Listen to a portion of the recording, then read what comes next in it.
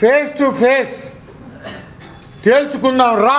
ఓ ఈ అమ్మ పడవ, ఓయమ్మ ఓయమ్మ నాయన బర్నా మాధవరెడ్డి కాపాడండి నన్ను.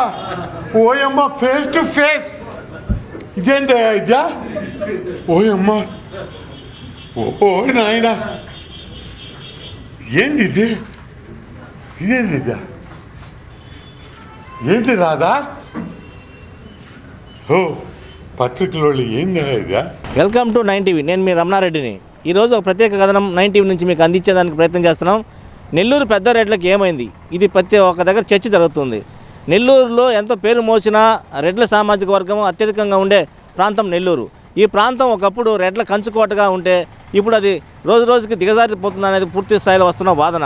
నెల్లూరులో ఆనం కుటుంబం, మాగుంట కుటుంబం, నేదురుమల్లి కుటుంబం, మేకపాటి కుటుంబం, బెజవాడ కుటుంబం, ఈ కుటుంబం నుంచి వస్తున్న వారసులు ఎక్కడున్నారు?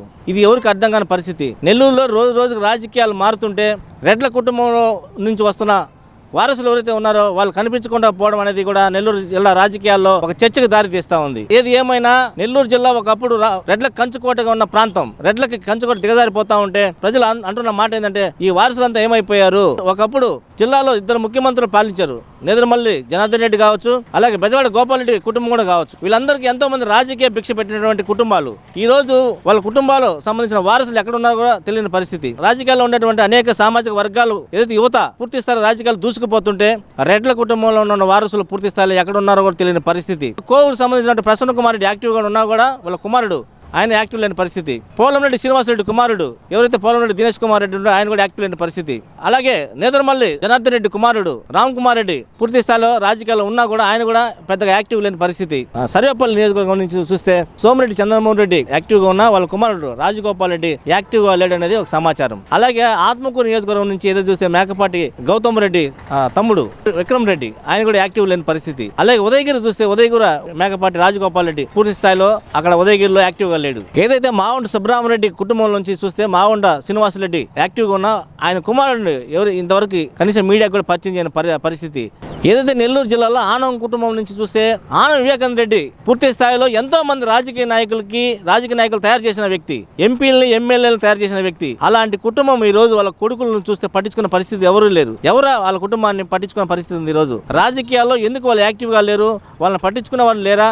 అలాగే సొంతం వాళ్ళ బాబాయ్ ఏదైతే ఆనం రామనారాయణ మినిస్టర్ గా ఉన్నారు ఉన్నా కూడా వాళ్ళని ఎందుకు పట్టించుకోవడం లేదు? వాళ్ళకి రాజకీయంగా ఎందుకు ఎదగకపోవడానికి కారణాలు ఏంటి?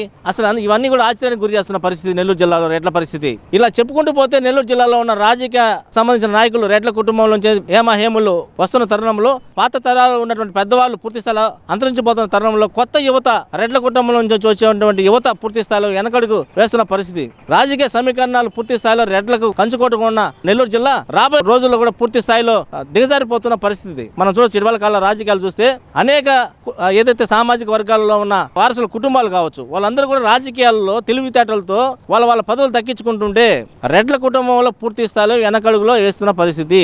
ఇది ఎక్కడ లోపం అంటే పెద్దవాళ్ళు ప్రోత్సహించడం లేదా? లేకపోతే వీళ్ళు ఏమైనా బిజినెస్ చేసుకుంటున్నారా? లేకపోతే ఇంకెక్కడైనా వీళ్ళు వెళ్ళి ఏదైనా ఇతర దేశాల్లో స్థిరపడ్డారా? అసలు ఏం జరుగుతుంది? రెడ్ల కుటుంబాలకు సంబంధించినటువంటి ప్రత్యేక కథనాలు త్వరలోనే మీ ముందు ఉంచేందుకు 9 టీవీ కూడా మీకు చూపుతుంది. అసలు ఈ కుటుంబాలు ఎక్కడ ఉన్నాయి? వీళ్ళు ఏం పనులు చేస్తున్నారు? రాజకీయంగా ఎందుకు వెనకబడ్డారు? ఇంత పెద్ద కుటుంబాలు రోజు దిగజారిపోతా ఉంటే ఆందోళన వ్యక్తమవుతుంది. ప్రతి ఒక్క రెడ్లకు సంబంధించినటువంటి వాళ్ళ అభిమానులు ఉండే వాళ్ళు కూడా ఆందోళన చెందుతున్నారు. ఏది ఏమైనా ఎంతో మందికి రాజకీయ భిక్ష పెట్టినటువంటి నెల్లూరు పెద్ద రెడ్లు కుటుంబాలు ఈ రోజు రాజకీయంగా ఎదకపోవడం అనేది కూడా పెద్ద స్థాయిలో ఒక ఆందోళన వ్యక్తమవుతుంది. మనం చూడొచ్చు నెల్లూరులో ఎంతో మంది కోటీశ్వరులు ఉన్న రెడ్లలో ఈరోజు రాజకీయంగా ఎంత డబ్బున్నా కూడా తెలివితేటలు లేకపోవడమా లేకపోతే రాజకీయాలు అంటే పడకపోవడమా అనేది ఒక రకంగా మనం చెప్పవచ్చు. ఏదైనా కూడా ఒక అడుగు ముందుకేసి రాజకీయాలు అంటే ఇష్టం లేకపోతే అది వేరే విషయం. కానీ రాజకీయాలు చేస్తూ రాజకీయంలో ఉండి కూడా వెనకడుగు వేస్తున్నారంటే వాళ్ళు పూర్తి స్థాయిలో ఆలోచించాల్సిన అవసరం ఎంతైనా ఉంది. వీడియో జర్నలిస్ట్ ఆరిపుతో రమణారెడ్డి 9 టీవీ నెల్లూరు నుంచి.